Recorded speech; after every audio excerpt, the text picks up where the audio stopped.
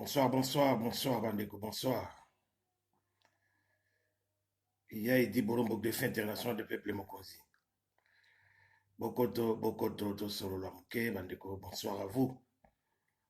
Mbote, Mbote, Bisika Nyosuboswami. Mbote, Mbote, Ingeta, Ingeta. Bonsoir, Jean Ikela, bonsoir. Bokoto, Bokoto, Tosoro Lamuke. La salle dirait que parce que j'ai envie que vous m'écoutiez et que je vous écoute aussi. Nayo Kabino, mais pas à travers WhatsApp, à travers Messengers, donc messagerie à Facebook. Parce que nous avons aussi le téléphone nangai, donc il y a intervenir par Messenger, messagerie à Facebook. Bokoto, Bokoto, Bokoto. Tosoro la muke, Tosoro la muke. Voilà.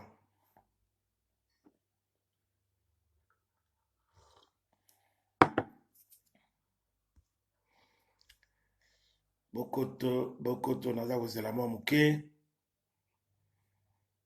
Naza kozela muke, tozela muke, baninga bakota. Po tosolola muke. Masolo ya mboka na biso esilaka te. Aussi longtemps, tozali toujours na injustice, na lokuta, na insécurité na mboka na biso, et aussi longtemps que baoccupant bazali kaka na mabele wana, bandeko na ngai, bolinga bolinga te, ou tolinga tolinga te, tokolobaka kaka mpona koluka ba solution. Alors, esengi vraiment tozala wana, tozala na distraction te, tozala wana afasi ya bato baza kosala biso mabe. Voilà bandeko na ngai, bokoto, bokoto, tosolola, tosolola, na mwa minute oyo epesameli biso.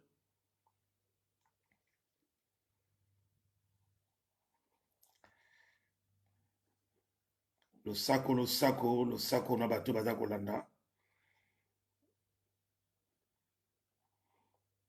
Bote na ya Laurence Koko, Tulanina Bengai.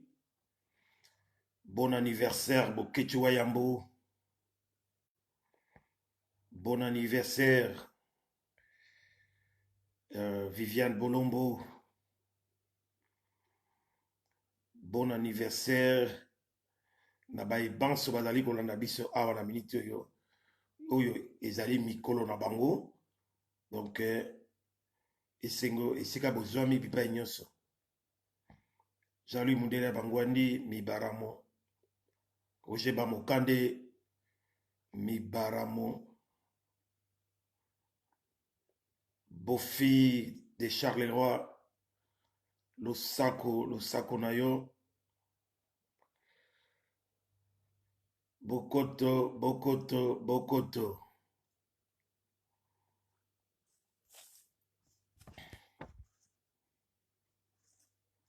Tozako solola lisusu lelo bandeko na ngai avec Yaidi Bolombo. Vraiment, tokolobaka kaka soki toyoki, soki tomoni ke y a rien qui va parce que mboka na biso ezali mboka oyo injustice etonda, lokuta de la tête aux pieds, insécurité totale, insécurité wana ezali du point de vue économique et aussi du point de vue corporel, donc physiquement parlant, contre babiso ba autochtone. Donc tozali na insécurité moko ya kosakana te. Insécurité ya kosakana te. Bato bazali kokufa na modele nyonso. Bato bazali kokufa na kwa nyonso. Tout le monde n'est pas épargné. Donc, assurance ya vie na mboka wana eza très très très minime. Donc, bato baza kokufa depuis la naissance tina âge ya bato bazo koma susu ba na vieillesse te. Pourquoi? Parce que tozali dirigé par des brigands, des voyous, des talibans, des idiots, des assassins, des criminels, des génocidaires. Oyo ba ya pona ko exterminer population na biso, ba ya pona ko exterminer biso. Bande ko ngai ya moni biso bande ko na bino to lobaka tout le temps pona ko pesa ba piste, pona ko dénoncer tous les mal ou tout ça ko yoka de gauche à droite, pona ko lendisa bino bat oyo bolandaka biso po à travers bino ba oyo bazana mkati ya mboka oyo bazali sous-informé bako kozwa ba information ya bien parce que mboka wana eza mboka ya lokuta. Tozalaka jamais na télévision moko oyo national oyo ezali libre pour que mwana nyonso ya mboka azoka ba information ya solo. Ba RTNC wana nyonso et comment ba télévision privée na bango ya ba occupant ba comment ko sala yango. Donc moyen d'information vrai et pasaka wana ezate kaka ya lokuta. Donc biso tozwa place wana pour to bana koloba na bino ba vérité. To bana koloba bino ba vérité tout le temps. Comme ça bino boyiba pour transmettre ba message. Voilà. Tokozongela wana mais point ya liboso wana ngani koloba ngi kosola na bino nanu ezali à propos ya coronavirus. Bandeko na ngai awa biso to wana poto to wana ba France wana ba Belgique ba Allemagne et tout ça bazana la système na bango bana système ya médical na bango bazana système ya fonctionnement ya traitement ya ba dossiers médicaux ba yebi bazana ba chercheurs bazana ba moyens tout en place bazana ba matériel qu'il faut na ba hôpitaux oyo ya solo pe bazana ba service mususu oyo ezali ke oyo ya l'état oyo ezali ko assurer sécurité sanitaire na mboka poto. Donc tout est contrôlé. Ndenge tozali awa omoni siko to komisiko na étape ya ba déconfinement. Ba déconfinement c'est-à-dire toza ko longwa sikoyo na ba toza obima na confinement. Confinement ezali une sorte ya quarantaine, une sorte ya isolation, hein, ba permettre ebisi na batu suivant la loi batu dans chaque ville, chaque mboka awa na diaspora ba s'isoler na bandako na bango pona ko riposter contre coronavirus parce qu'ils ont peuple ya mabe ou ils ont tambola. Donc facilement nous sommes contaminés na nini na ba mi pepe. Donc il suffit muta toucher kotoyo pepe ko memango et kotiyo na zolo bien na monoko, hein. Donc c'est ça. Alors batu ya awa ya poto baza ko assurer sécurité wana sanitaire na ndenge koki ndesiko to komi na période ya déconfinement c'est-à-dire tokomi sikoyo obima tokomi kokota sikoyo na bani sikoyo obima bato mosusu bakomi okende mwa bamisala banini tout ça omoni. Mais eza kaka contrôlé, ce n'est pas dit que la maladie est partie, non. Bamicrobe eza nanu, donc progressivement ndenge baza kolutter contre yango bakopermettre bato babanda sikoyo kosala baexercice na bango quotidien ya bamisala na bango banini tout ça. L'ingénieur Bob Mabata, bonsoir à toi et merci d'être là. Donc eza ndenge wana, contrairement na mboka na biso, la République a démocratisé du Congo. Kuna, il n'y a rien qui est contrôlé. Il n'y a rien qui se fait pour protéger le peuple nabiso. Rien, absolument rien. Bango kuna, izana bango, kaka na batoma yuya. Kuna tozo benga yango Corona Cop. Corona Cop, c'est, il suffit tout simplement na Félix Tshilolo, oyo azali président 15%, na batunaye, oyo baza soi-disant na kati ya gouvernement wana, ya occupation. Pour eux, l'intérêt, c'est de remplir leur poche. De remplir leur poche, na ba aide, ou bien na ba mbongo oyo za kokuta na ba OMS, na ba groupe pharmaceutique, et puis na ba fondation oyo bazali quand même na responsabilité, bazali quand même ba acteur na kati ya création ya virus wana, bato kwa neti ba fondation Bill Gates et Bill et Melinda Gates. Donc baza na kati wana. Donc ceux qui ba bimisi bambongo na bango, parce que ba yebike au retour de bambongo wana, ils vont en gagner plus. Donc bango bato bazali na base ya création ya virus wana. Donc baza ko suivre yango, et puis balingi ke makambo wana ekota pour na basala ba vaccin na bango expérimenter yango na bamboka ya Afrique, et non na bamboka na bango moko esika maladie wana et frappait fort. Donc mboka na bango baza ko viser plus, c'est la République a démocratisé du Congo. Pourquoi? Parce que la République a démocratisé du Congo, comme je l'ai dit, pays wana, c'est un pays de désordre. Pays wana, ils allaient sous occupation. Il y a pas Rwandais, Rwando-Ougandais. Pays wana, ils allaient jamais na contrôle.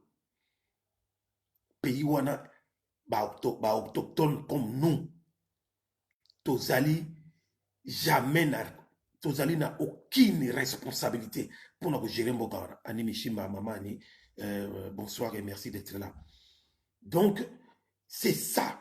Batouana, balingi, baza ko profiter na désordre et le chaos oyo bango bamimbele provoquer yango que Mboka wana oyo biso, ils allaient toujours dans le chaos, ils allaient toujours dans le désordre pour bango ba continuer pour y ba minérer. Fifi Solange, Kemongana, il y a Colo Histoire, bonsoir à toi et merci d'être là. Françoise Makwena, bonsoir à toi. Donc, c'est ça. Donc, tous les malheurs du monde, ils ont bisoba, Congolais avec K, Zaïrois. Donc, malheur, ils ont bisotou. Yango moni, focalisant. Multinationales, Yamokili. Et si je parle de multinationales, on voit directement les nouvelles ordres mondiales. Les nouvelles ordres mondiales, Oyo, Bibomana Kombo ya mondialisation, Bangonde Batu, Bazali, ko diriger Mokili. D'une manière souterraine. Bango bato baza ko diriger Mokili, pe balingi ba contrôler qui peut rester en vie ou qui ne le peut pas. Bango bakomi ba remplacer nzambe na mokili. Balobi te biso en Afrique to leke belé, il faut ba exterminer une bonne partie de la population africaine et surtout congolaise avec Yangwana Moni lobby awa la semaine dernière Zeu Bawana ya Félix Chilolo Chivoube Chikololo une marionnette un figurant oyo azata na pouvoir mon côté mais ye lokola a signaki bakor na ye secret na Hippolyte Kanambe et que Hippolyte Kanambe a dit protège-moi mais prends tout ce que tu veux dans Mokawana hein et puis tamulaka na tapis rouge et quelques voyages tu peux tout prendre yango na ye lokola azana mutema mabe ya papa na ye na maman na ye. Cette famille maudite que nous appelons la famille Tshisekedi, c'est une famille à exterminer. C'est une famille hein, à lapider. C'est une famille que nous ne voudrons même pas voir après la libération. Yambo Konabiso, Yé, Andima na ye, Andimi Makamboana, le seul pays en Afrique oyo ba weli kondima yena docteur Muyombe Gauche que ils sont candidats pour na vaccin oyo bato mokili mobimba baza ko boya même na midele baza ko boya mo un vaccin toxique empoisonné pour na ko bebisa ba système immunitaire ya bato hein ko bloquer ko bota ya ba maman et puis na ba papa. Pourquoi? Parce que pour na kaka obligé biso to bota lisusu te balobi ke biso to bota ka mingi donc bozo mona makambo wana ndenge za ko kende eza mawatro mais tozali na zoba moko o to bengi babengi Félix Chilombo yende muto azali nani Hippolyte Kanambe Alex Joseph Kabila o bango babenga ka Chine Rambo azwaye achaye wana anomaye achaye wana pour affaire écran na bango a protéger bango mawa mingi mais bandeko na biso oyo ya Kasai o bazana sima na ye ils ne comprennent jamais rien des talibans ou là qui si couleur o eza rouge ya ko benga ngo bleu ou là qui si o eza bleu ya ko benga ngo rouge ou là qui si ko eza couleur wana eza noir ya ko benga yango blanche donc mawatro na bato ya ndenge wana quelle sorte de traîtrisme jamais vu dans le monde. Bota la trahison, traîtrisme, la niveau oyo ki bakomi pe kon bakomi tina kondima ke Hippolyte Kanambe alias Joseph Kabila azali muluba ya sanga lubango. Dommage. Alors bato ya ndenge wana tokosala na bango nini bino moko pesa réponse. Donc tout ça ko lobaka ke toza kotambola toza kokende mais awa totikali na 6 mois totikali na 6 mois biso na peuple mokonzi tolobi na bango boye rira bien qui rira les derniers cette année même nous allons en finir avec eux yango wana chaque fois toza koleka pour na kosenga na bino peuple congolais avec ka peuple zaïrois. Soyons tous ensemble. Nous sommes dans l'obligation de chasser cette malédiction. Nous sommes vraiment dans l'obligation de chasser la peste oyo ezali et côté la biso. Hein? Rwandais, Ougandais, ou côté la biso. Infiltré au côté la biso, y compris na Félix Chilombo avec toute sa bande. Il y a des accompagnateurs. Il faut que benga na bango. To tikali kaka na 6 mois. Il faut que sila na batouana. To bima na distraction. To bima na distraction bandeko na ngai. To bima na distraction et kozala bien Marie-José Lukaku et kozala Esengo Bosenzo Henri Losako Yangandeko Badjoko Pierre donc il faut oui effectivement Badjoko Pierre Lumbe il faut ezonga pas des politiciens en Europe comme tu viens de le dire. Tous allez sur a besoin à ta politicien mon côté. Tous ces gens-là sont des politiciens. Ce ne sont même pas des politiciens. Donc, tous en a posé na bangote, ceux qui les autres commandent kota na kati ya gouffre oyo ke to zako koka ko bimate 60 ans après mboka na biso ya lokumu ekoma objet moko ya moquerie ekoma eloko moko ke ekoma mboka moko ke motu nyonso olingi okoti ya ofele baza koyiba biso baminere barichesse na biso eza kobima plus au moins 200 à 300 camions chaque jour eza kokatisa na kasumbalesa eza kobima combien de milliards et de milliards de dollars qui nous échappent bandeko na ngai Joseph de France Mawatro donc tozali awa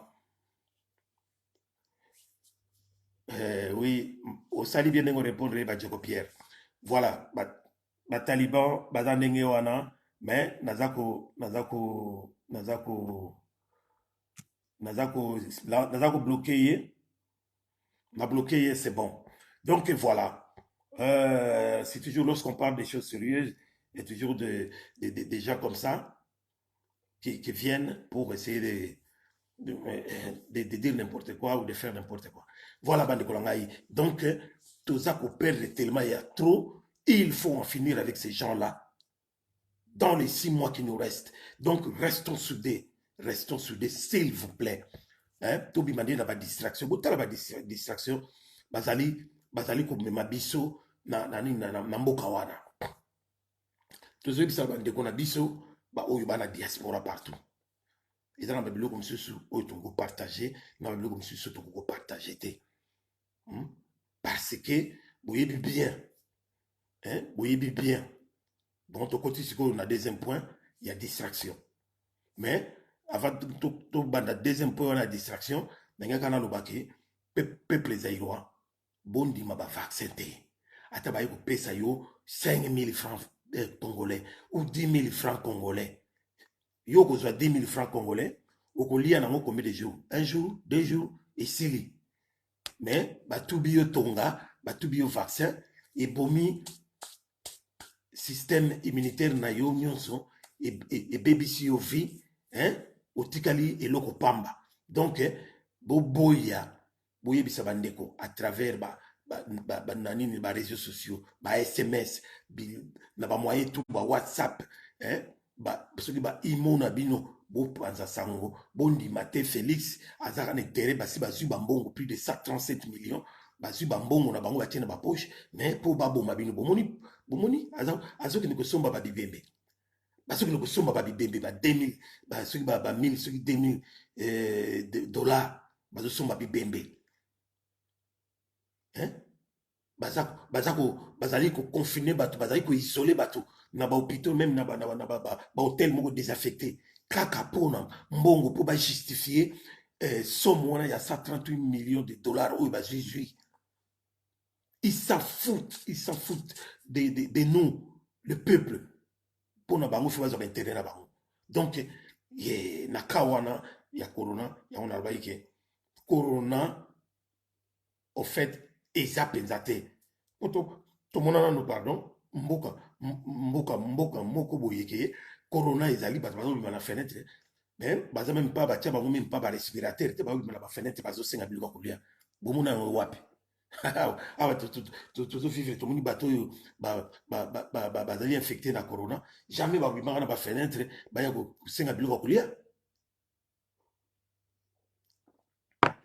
kaka bavantile wana ezaka na mboka na biso donc voilà liloba soki alaki na ngwana mpona corona mvulu ziki mbambu mbote na yo mvulu ziki mbambu donc voilà donc to côté na point ya distraction omoni ba o nyonso baza kosala wana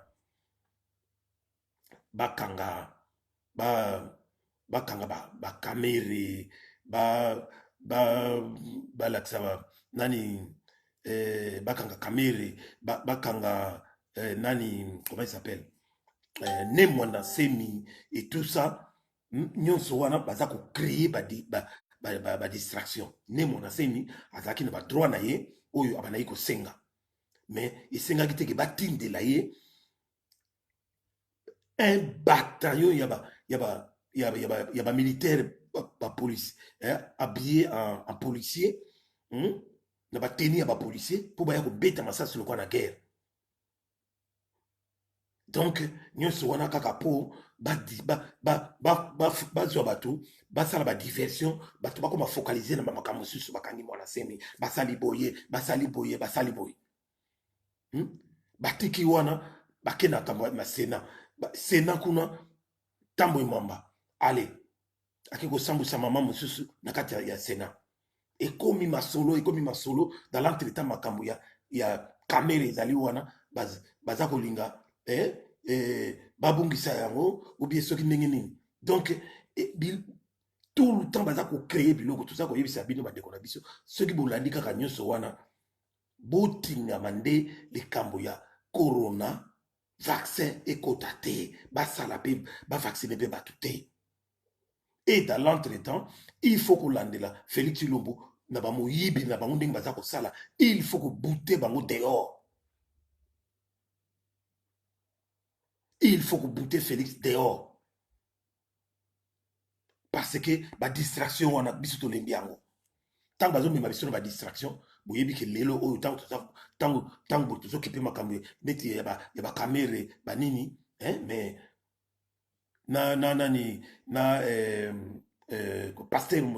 pasteur nani comment il s'appelle encore? Pasteur Mukuna, mais na est kuna baso continuer ko boma. Pe bazo continuer ko occuper ba mabele na biso. Ba Zambien ba botu déjà deux villes na kati ya Tanganyika kuna. Ba Zambien. Ba soldats zambiens. Ba koti na complicité ya Zoé Kanambe. Ba botoli déjà des territoires des villes na est kuna na Tanganyika.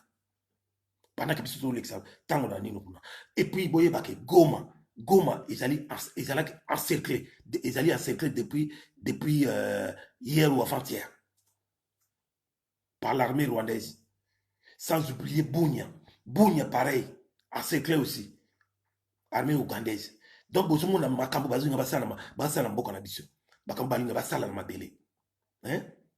Donc, vraiment, c'est comme vous dites, c'est vraiment catastrophique. Didier Massamba, bonsoir. Donc, bazali ko sala tout pona bayebi ke kobanda awa na mai juin to koma na décembre soki ba accélérer ba voiture na bango wana baza kosala te il risque bazo risquer et balukela bango parce que to telemi bandeko na ngai to telemi donc ne lâchons pas prise pression sur pression il faut to continuer na bato na ndenge wana. Donc le pays est en danger, le pays est en danger, Tobi la distraction. Tobi la distraction. Et vous savez quoi? Il y a une chose qui est très importante dans leur plan machiavélique. Dans le plan machiavélique, il y a China Rambo Babengaka. Hippolyte Kanambe alias Joseph Kabila na Félix Tshilombo. Vous savez c'est quoi? Bango mibale bazana ba guerre parce que nani alias Kabila n'a jamais eu confiance na ba Congolais. En théorie, il y a tout Rwandais lokola ye ou ba kengela bayi. Asala kana confiance ba Congolais te. Azozwa esprit ya bakongolais pour na bambongo oyo azoyiba na Congo azopesa bango mais azalaka na confiance na bango te pour ayebi ke ako un jour va arriver ke ako payer donc ndenge asala deal na Félix Tshilombo pacte na bango secret basigna wana azalaka pe na confiance à Félix te parce qu'ayebi que Félix mutu eningana il est Félix Tshilombo était incapable ya raisonner, il y a réfléchir ou il y a tourner la langue 7 fois pour le balikambo. Donc azali na instabilité, instabilité psychique na mutu na ye. Donc si na rambo azalaka confiance na été omoni. Donc yango lo moni ke l'air moko akoma ko menacer ndinga zali ko menacer pour la destitution na mikolo uti koleka ako menacer na destitution na plan o ya sala ke atia Tambwe Mwamba azala wana comme numéro 2 na Sénat hein lokola Hippolyte Kadamba za majoritaire na pouvoir parlementaire. Donc atia Tambwe Mwamba wana pour na ke au cas contraire Tambwe Mwamba a récupéré Masolo parce que Tambwe Mwamba azala kapé zaïrois te azasuki Burundo Rwandais. Mais mboka wana lokeza mboka ya kubeba nyonso bato batalaka ndenge wana bozomona. Donc Félix alaki menacé mais ateki Félix parce que à se rendre compte, c'est ça qui est plus important, à se rendre compte que s'occuper à Longoli Félix Sikoyo ndenge alingaka destitué par l'entremise des congrès à comprendre que Atasuga destitué Félix, lui non plus ne restera pas là. Et que peuple zaïrois n'est à Télémi, lui-même il sera mis en danger. Yangonomoni, il a reculé un peu. A reculé pour Félix Alobana Bango, n'a Tambwe Mwamba, n'a Jani Mabunda clairement que. Mais pourquoi vous avez eu Sony pendant que nous avons respecté Badil Nabino, nous avons protégé Bino. Voilà. Donc, quelque part, si Narambo a compris, il a dit donc, autant mieux garder un peu cet idiot à mes côtés pour que je sois encore là. Parce que Azako Banga toujours qui tokoiko, ce qui Félix Lelo, toko essayer, et à la côté la biso toko essayer, yako pakata. Et à la côté na bango ya Rwandais ce qui va poser Félix bango moko baza ko risquer pe bapakata. C'est ça le problème, c'est ça l'enjeu. Espérance Matuku, bonsoir, merci d'être là. Donc bonjour, on a placé situation est comme un peu délicate pour na bango mibale. Donc bazali bat oyo nenga tolobaka biso tokoki ko faire la part des choses te ndenge ba taliban ndenge bandi comme ça bayaka oh azande kona biso to bengana ba banguna ye au moins le quoi azande kona biso non totalement non. N-O-N le bas le fait maréchal Mobutu. Il faut pas que ne bango mi balé faut pas pakata parce que Félix na nenge to koti na makambo na bango. Donc yé na famille na yé ba signer deal na bango ya mbongo, le ventre d'abord et non le peuple d'abord. Bazo ba mbongo na bango ba s'enrichir nenge bazo kendo ba atindi famille mo ba komi bango tout na katanga pour na ko ba carré minier et puis ko yiba o baza ko yiba. Ils ont volé des millions. Mais il faut te stopper dans tout. Voilà notre décision. Donc il faut que stopper Batouana. Il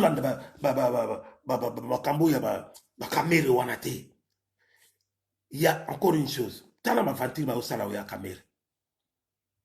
Caméra lui me la en direct. Nenga balobaki. Kaka po bazo esprit yaba zaïrois. Bazo esprit yaba congolais. Yaba congolais. Excusez-moi de dire les zaïrois. Parce que les zaïrois que nous sommes vraiment très éveillés et que tout est tenté. Donc les nenga bazo yaba congolais. balatinga bino ba image ba pesi bino aspect bomoni neti ke oui nini procédé judiciaire des autres dans le bon sens comme dans un vrai pays démocratique. Non, il n'y a pas la démocratie chez nous. C'est une démocratie de façade.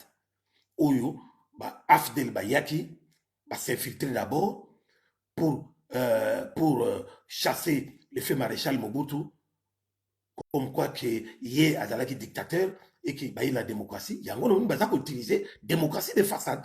Mais il n'y a aucune démocratie chez nous. Et Félix Nenga Yewana, mon état de droit, il y a Boakasi Makambo, il y a Papa Naye, il y a état de droit, à ça ça là, n'importe quoi, juste pour l'intérêt, il y a Bokipan. C'est ça la vérité. Donc, ce qui est grave, c'est quoi? Nenge Bakangi nani biloko wana c'est salami et salami parce que Hippolyte Kanambe alingaki à faire voir à Félix que c'est lui qui est dans le contrôle, c'est lui qui est contrôler.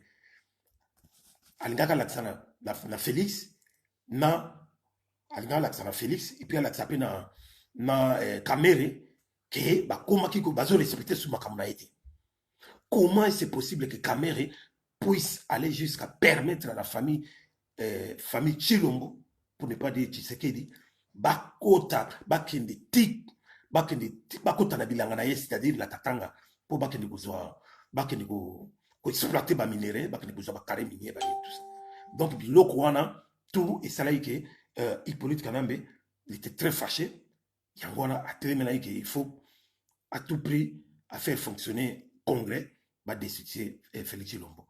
Et dans l'entretemps à Kangisi na Kamere, il fallait qu'on s'appelle na Kamere. Kamere sous azana prison wana. Kamere sous azana prison wana lelo. C'est Hippolyte Kanambe alias Joseph Kabila qui l'a fait. Bonsoir Thierry le commando. Voilà donc et situation zanenge wana.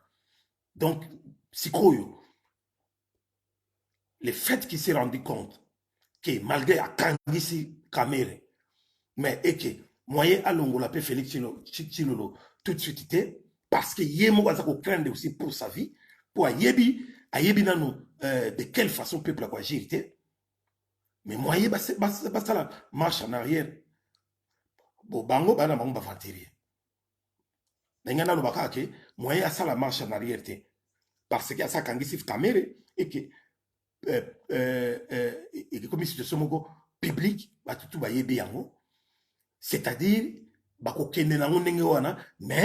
il faut éviter que Félix a la poursuivi en tant que président 15%. Lui qui est le chef hiérarchique, il y a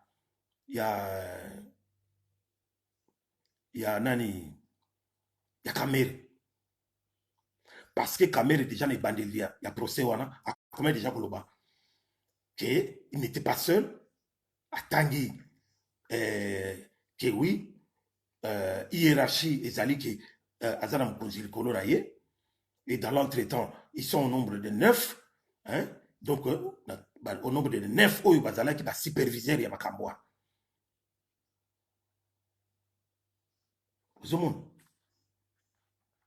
Donc, à Tanguy Bakombo, il y a Nicolas Kazadi, où il y a des coordonnateurs, il y a programme il y a 100 jours.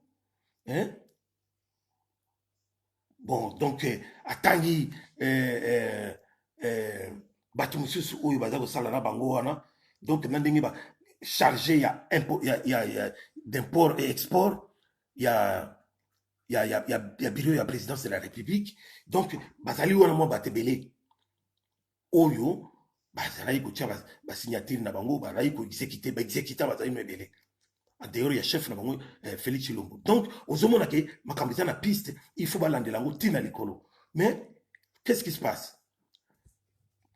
Qu'est-ce qui se passe? Donc, Nenga eu que expliquer bino Hippolyte Kanambe alias Joseph Kabila Azali dans les passes. à Monique, ceux qui a chassé Félix, situation se retourner contre eux parce qu'elles allaient sûr que la réaction à peuple.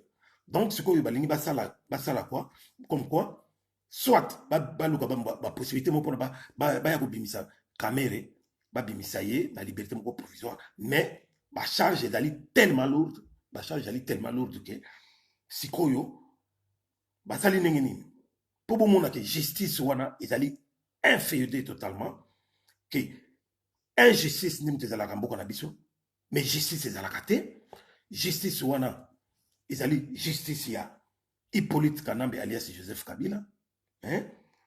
Donc, qu'est-ce qu'il fait pour éviter que Félix Chilolo azala obligé à comparaître pas la justice, mais le niveau que la Cour constitutionnelle va élaguer, va élaguer, hein, dans le terme juridique, va élaguer. Donc, va longoli,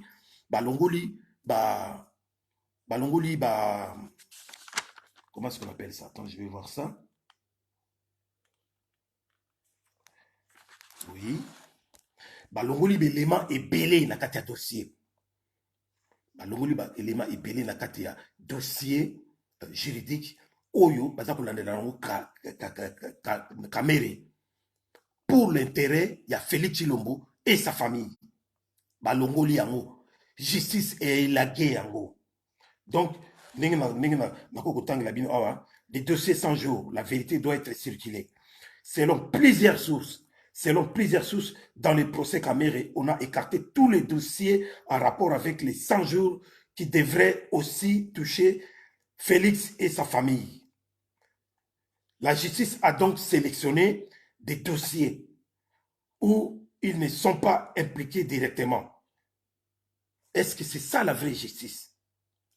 Donc, bozoyoka, makamnenge zali. Yakono moni, Félix, baza kote pate papo ba yebi ke si ba longoli ba eleme belé na dossier wana, mais continuez à faire la pression. Makabo ya 15 millions, hein, 15 millions il y a ba contribuable pétrolier na la République démocratisée du Congo. Oyo na 15 millions wana directeur ya cabinet Kamere appelle ça 6 millions na Félix Chilombo. 5 Yemoko a 5 millions. 2 millions à na maman Marthe. 1 million, 1 million, 2 millions, 1 million, 1 million na basi na bango. Na basi na bango. Balongoli yango. Exacté. Nyonso on a pour la nini à préserver Félix Chilombo. Na bakisation. Donc, bandikolangai, tout ça c'est des distractions. Ce qui n'a pas côté pour c'est parce que c'est pour vous dire que voilà, distraction, bazako memabino, balexakabino l'air dans l'entretemps, na est kuna, bazako bomabatu, bazako continuer ko bomabatu, des dizaines et des dizaines et des dizaines, et dans l'entretemps, ma belé na biso na est, et sali ko kende, notamment na Tanganyika kuna, bazambie basi bazui, des villes, basi bazui, hein? Bazo mekapé bako tapé botula aéroport ya stratégique ya nini ya Minembwe et pai oyo bandiko na biso ba mai baza ko bunda avec général Yakutumba oyo bisika peuple mokonzi à travers Yayo Laurence Koko tout ça ko tinda mo ba misolo pona ko aider le général Yakutumba abunda kana bato wana. Voilà situation ndenge ezali. Mais tout bobo ça l'a pété. Boyi ba piqué na bas Congo, na bas Zaïre. Na bas Zaïre. Et comment boka ba Rubero? Ba Rubero ba kontisa ba Rwandais kuna ninga osakanate. Hein? Ceux qui ont kébité ninga za okenda yali pe ba boto la base, ba boto la pe ba Zaïre. Ba Zaïre. Ezali deuxième poumon économique, il y a beaucoup d'habitants. Après Katanga, Barwande, Bakota, kuna. Boyoka ki na Équateur, kuna Badolite, Bauto Kanga, maman Moazoko, ça va arme. Pour balingi, provoquer encore une autre rébellion là-bas. Donc, bandeko na ngai ndenge nayaki awa kapona babinoke mboka na biso injustice et non la justice. Mboka na biso lokuta et l'écart et puis mboka na biso insécurité totale. Insécurité, il y a résidents, il y a habitants, il y a population, et puis insécurité économique plus grave que na bamboka mosusu. Donc il faut to bima penda il faut to bima na distraction. Donc il y a encore 6 mois en 2020 pour ceux qui battent dans l'équipe 2021, c'est très grave. Nous risquons gros. Donc il faut to bima na distraction. Tous ensemble, tout se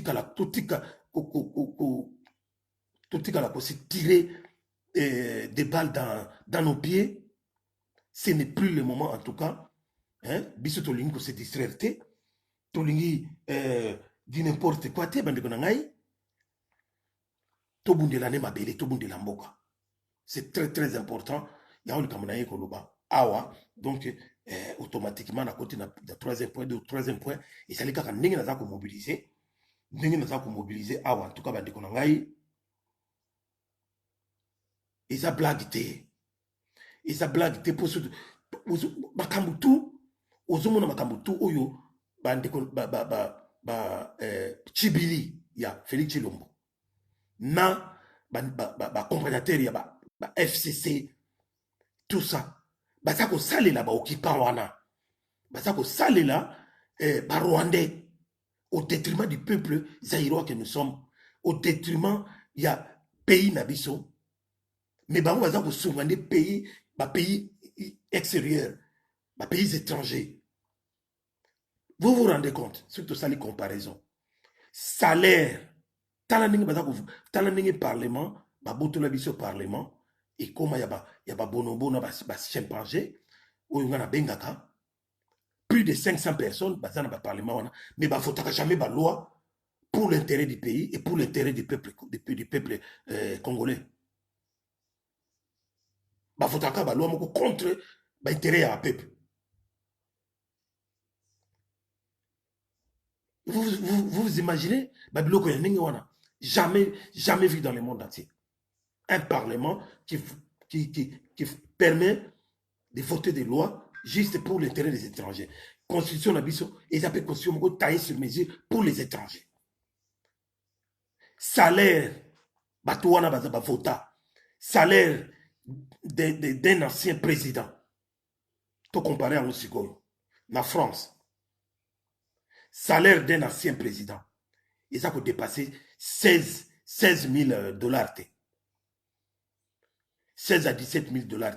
Salaire, il y a un ancien président de la France. Mais il y a un salaire, il y a un ancien président, Namboka Oyo, la République démocratisée du Congo. Oyo est allé le pays les plus pauvres parmi les pauvres. Tous allés même en dessous, il y a la pauvreté. Boyo a salaire, il y a un ancien président. 680 000 dollars. Combien de fois le salaire, il y a un président français, un ancien président français.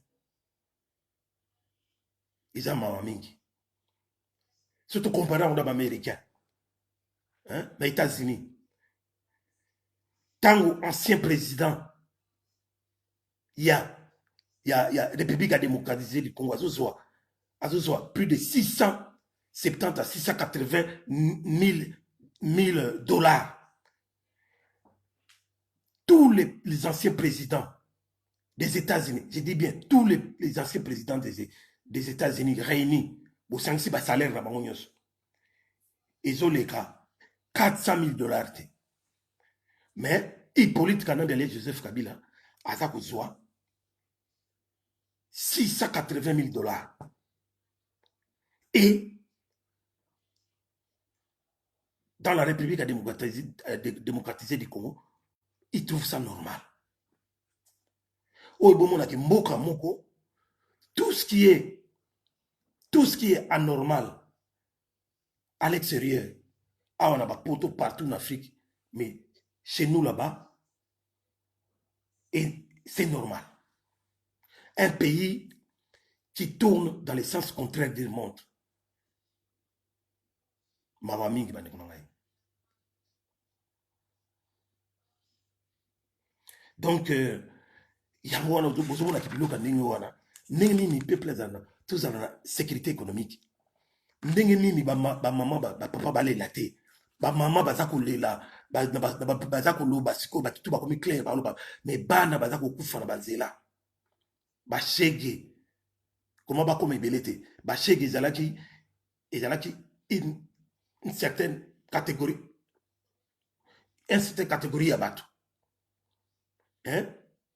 ezalaki mwa bato moko boye oyo toyeba kera bashege mais na Congo lelo bashege bakoma ebele na bato biso bana bandako mais bakoma mpe bashege mpo nini mpona koluka kaka ndenge ya bozwi. C'est malheureux.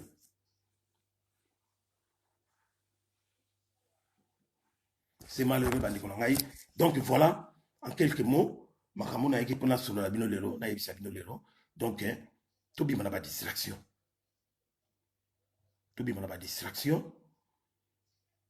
totika koyina na biso mboka ezokende. Donc il faut totelemela bato wana.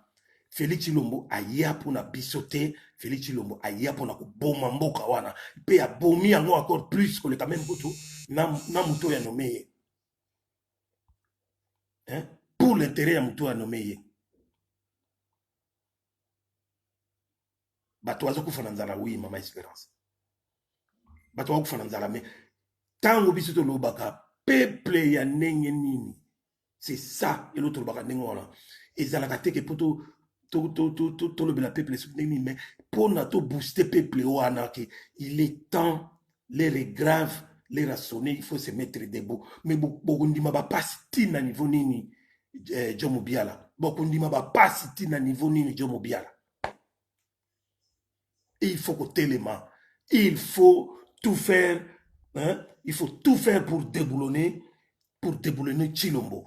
Tshilombo, il suffit Tshilombo, tout bomaye, tout benganaye, tout kangaye, batouana, bakoko ressuscité, pour moi, il va cause égalité. Si les mensonges continuent, fourberie, ils vont continuer, n'importe quoi, ils vont continuer, c'est parce qu'il y a plein de médiocrité, il y a Congolais où il va salake, baza ko distraire peuple pour peuple tombokate pour protéger tous ces criminels des Rwandais oyo batondi na boka na biso baza pe mingi te. Il suffit to kangale 8 9 Rwandais wana liboke makambo tout esili et stoppé. Voilà l'ingénieur Bom Mabata Ningolobi. Vigilance toujours, vigilance, parce que toko tikaka batouana ba continuer, batouana ba komi ko tambola paisiblement. Ils sont à l'aise. Bon, tout le monde a botel na ba Gombe comme République de la Gombe comme ya bango. Mais bino bondimi boza la cantonner côté moko boye, oy bangongi bali côté boza ko souffrir. Mais il est temps qu'on puisse se mettre debout. Il est temps qu'on puisse faire quelque chose. Bozo mindoki ou bakala mindoki. Boza banzete bo banzete oyo bazana bibende bozwa oyo boza banini bozwa bobima tokufa kaka mbala moko biso tokufa biso mbala moko et puis ça s'arrête là point barre. Mutu musu satikala komona pasité parce que soki tozali kaka tozaka ndenge wana biso bana konya komona pasi baso ekosi la biso na monoko to continuer kaka koloba. Donc bandeko na ngai en tout cas peut-être na suki wana pona lelo mais oyo alingi ko benga ngai oyo alingi ko intervenir ko benga ngai na messenger na messagerie à Facebook et non na WhatsApp parce que nous avons utilisé le même téléphone. Donc benga ngai plus na messagerie à Facebook mais na WhatsApp te. Excusez-moi.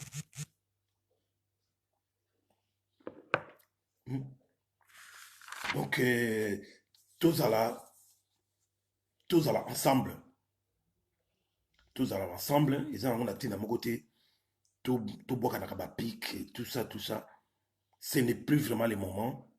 Il y a un moment où ils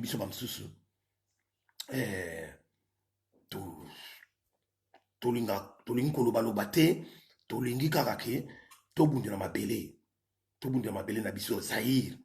Parce que lorsque nous étions zaïrois, bien que le feu maréchal, à un certain moment de la vie, avait dérapé, mais tout ce qu'il a fait pour nous, c'était aussi plus important pour nous qu'actuellement. Il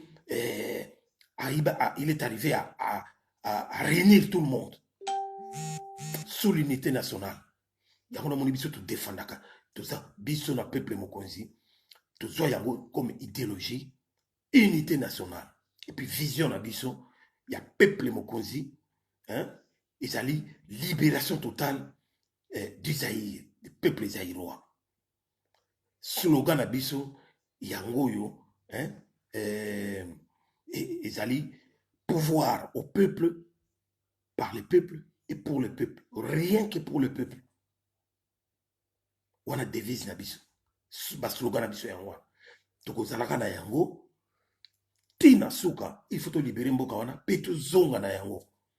Mais, boye bake, ninka toloba kaka, nous sommes des libérateurs.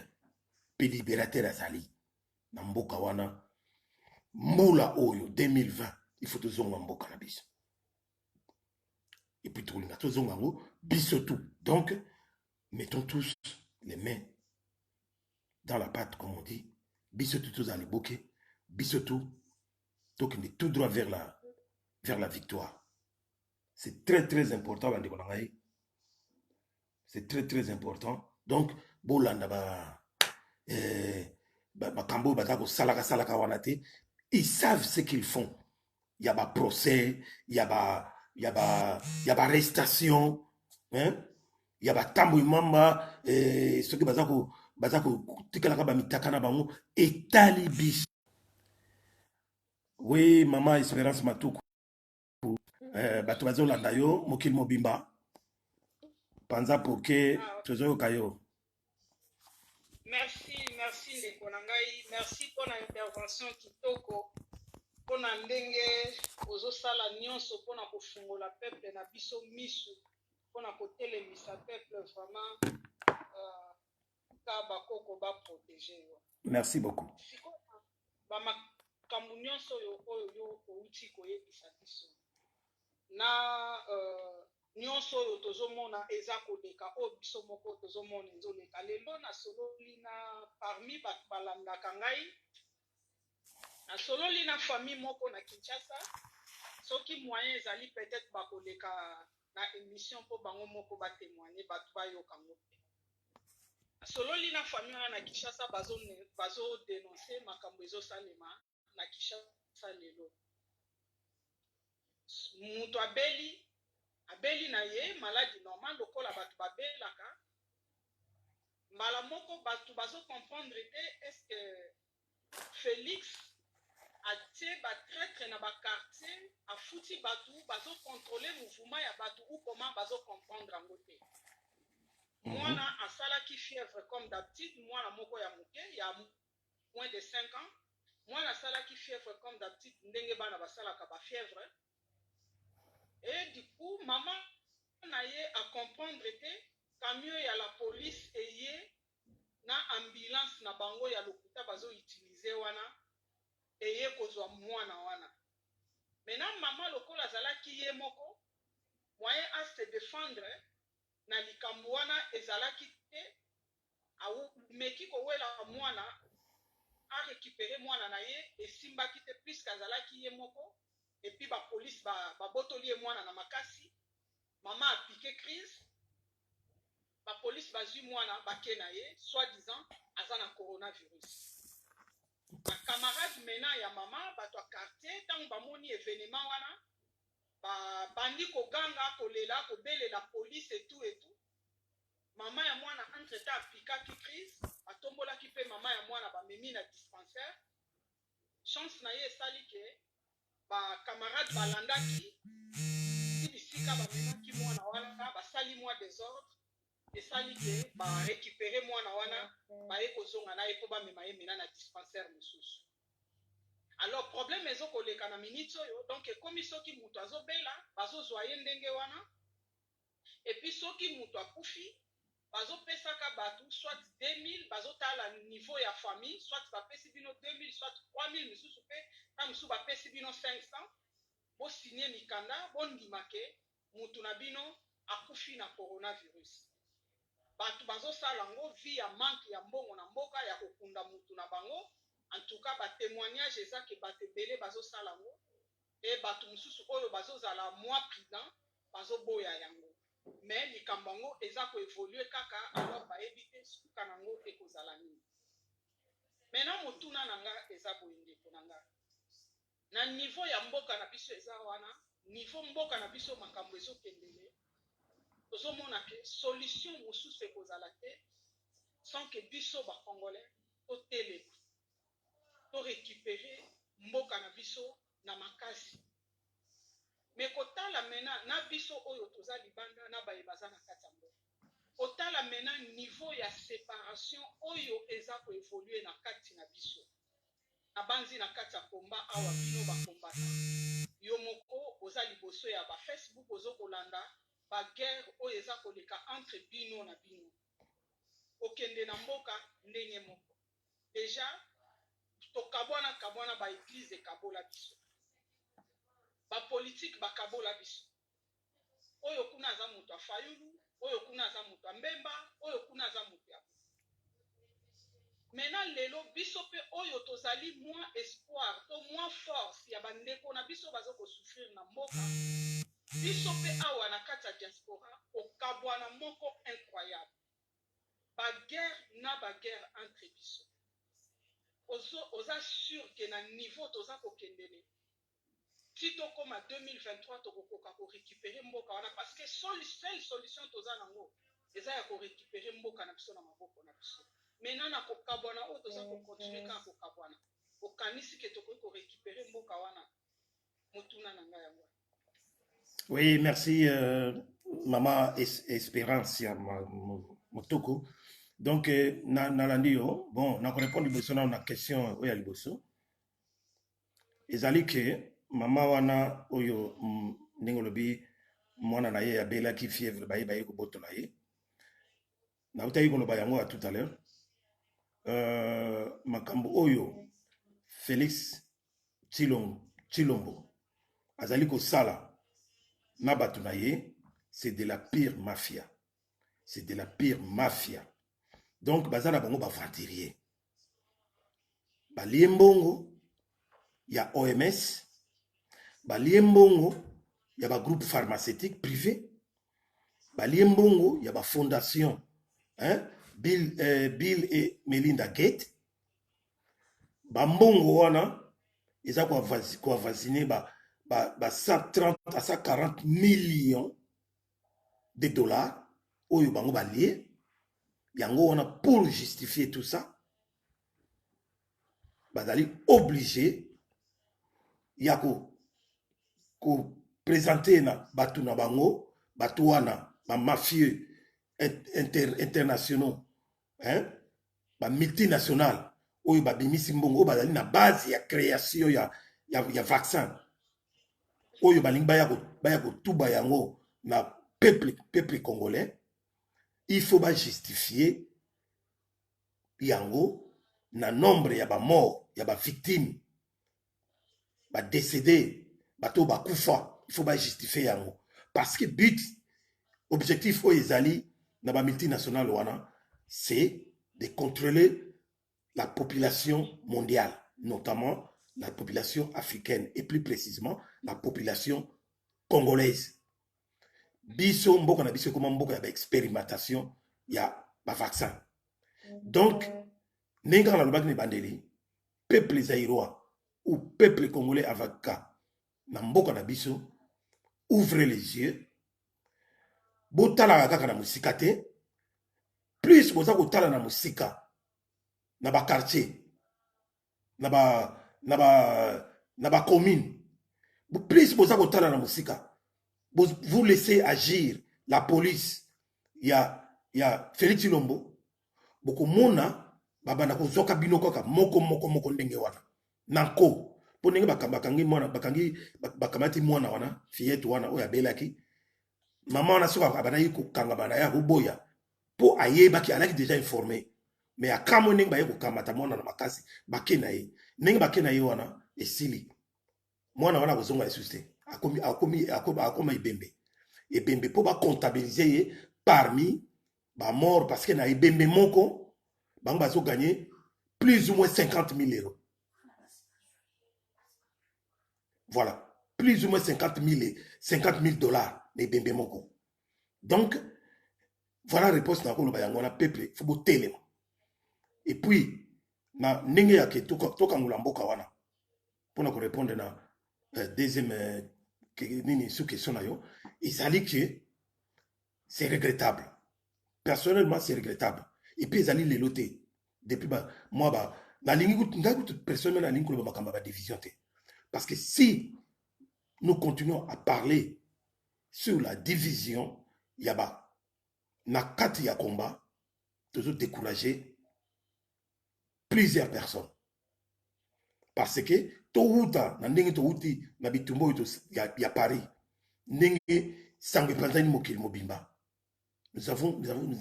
nous avions eu quand même une grande victoire yango wana mama na ngai na kolinga ko parla kana na bakamtete ba division te ikoza na ngwa ba querelle boyoki ikoza ba querelle interne izanga kate mais division comme telle division zate. Donc, tous kenda ensemble, pour tout libérer Mbokawana. Tout est calé 6 mois dans l'année. Donc, évitons, il y a la division, il y a Batou, il y a Batou Boye, Songolo Pakarabou, il y a Soin, il va discuter. C'est regrettable, il y a comme on a scène, il y a bon, mais tout le bel en tout cas,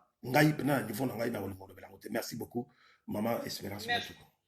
Merci, Ndekonanga, merci. Voilà. Blaise Namonio ninge koti ceux qui kobenga nako yamba le swata mutu moko mais il faut kobenga ngai na messagerie ya Facebook et pas na nini na WhatsApp pour ne pas couper la connexion. Donc nazo saler la téléphone nazo saler wana moyen na yamba WhatsApp ezalité. Donc c'est si Messenger nde boko kobenga ngai.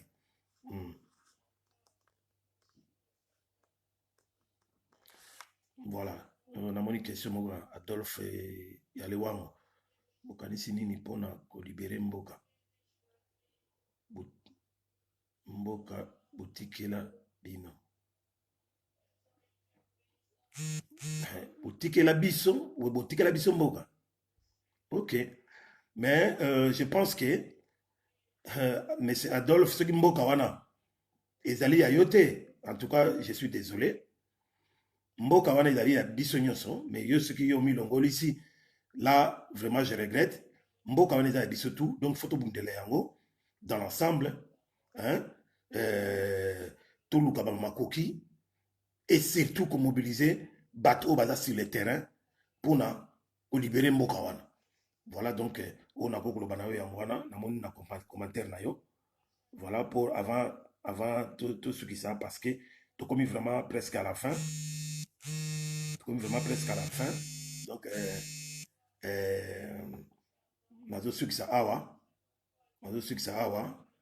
et je salue tout le monde qui était avec nous ce soir, hein? Et puis je voudrais vous rappeler encore une fois pour l'anniversaire de notre frère combattant à la personne de Bokechi Wayambo Oyo Awuti lelo ezali bongo mokolo na ye ya mbotama esengo mingi na kati na biso. Donc nous lui souhaitons plein de bonnes choses na kati ya bitumba oyo, hein, pour il faut que nango tina victoire Bokechi Wayambo Bokechi Longombolo Wajoso. Voilà donc basuye na biso yango wana, hein. mbote na batu nyonso balandi ngai ya Laurent Sokoko, Général Yakutumba, bandeko nyonso oyo bazali allié na Général Yakutumba ba mai mai, ay bandeko tout oyo bakoti awa mbote na bino tout. Daniel Nguma, bonsoir à toi, Blaise Souvenir. Voilà donc na suki ya pona lelo ingeta tokomi mbala sima. Merci beaucoup ya Edi Borombo. Bolanda yango, bokolanda yango na Tolobe la vie ya Papi Gen. Bokolanda yango pe na Bokoto TV avec Steve Manungwene, le grand réalisateur oyo akokabola bilili oyo. Donc bokolanda yango na chez Papi Gen na Tolobe la vie et puis na Bokoto TV. Ingeta na suki ya pona lelo. Merci beaucoup de m'avoir suivi. À la prochaine occasion. Ciao, ciao.